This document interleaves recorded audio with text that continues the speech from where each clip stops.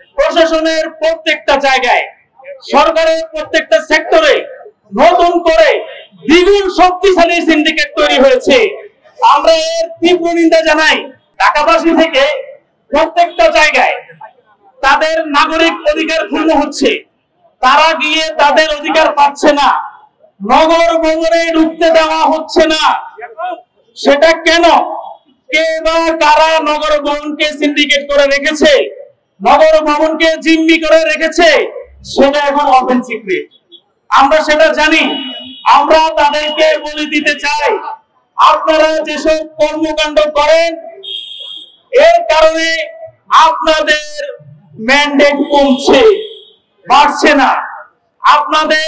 আপনারা আপনাদের দলকে সংশোধন করেন, সরকারকে, বর্তমান ইন্টারিম সরকারকে দেশ সংস্কার করার জন্য সুযোগ করে দেন।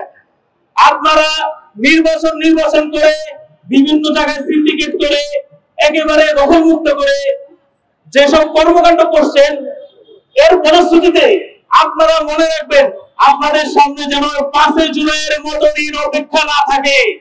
আপনারা যদি এই ধরনের কর্মকাণ্ড করতে থাকেন তাহলে আপনাদের জন্য ভবিষ্যতে খুব খারাপ হবে।